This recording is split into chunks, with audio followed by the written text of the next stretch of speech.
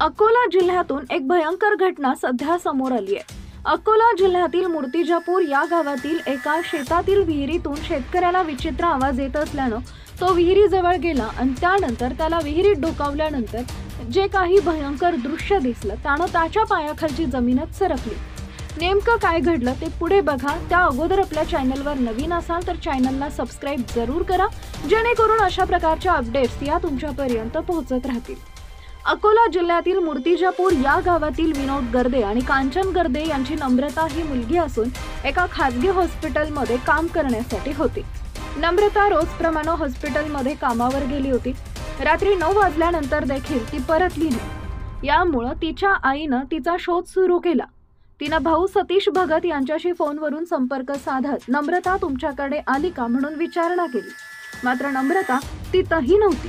मैत्रिणीकडे शोध घेतला असता कुटुंबियांना तिचा सुगावा लागला नाही। दरम्यान सकाळी तिला आईनं रागावल्याचंही भावाला सांगितलं होतं। ती नाराज झाली असेल आणि मैत्रिणीकडे गेली असेल असं कुटुंबियांना वाटलं। याच दरम्यान नम्रताची स्कूटी हिरपूर सिरसो रस्त्यावरील त्यांच्या शेताजवळ उभी असल्याची माहिती पुढे आली। शेतातील विहिरीच्या काठावर एक बॅग देखील ठेवल्याचं दिसून आले। या ठिकाणी ग्रामस्थांनी धाव घेतली।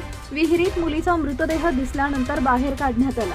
कपडे व पायातील बुटावरून मृतदेह नम्रता गर्दे हिचा असल्याची खात्री झाली।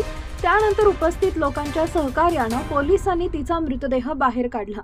अकोला जिल्ह्यातील मूर्तिजापूरमध्ये मन हेलावून टाकणाऱ्या या घटनेनं संपूर्ण जिल्ह्यामध्ये हळहळ व्यक्त होताना दिसून येते।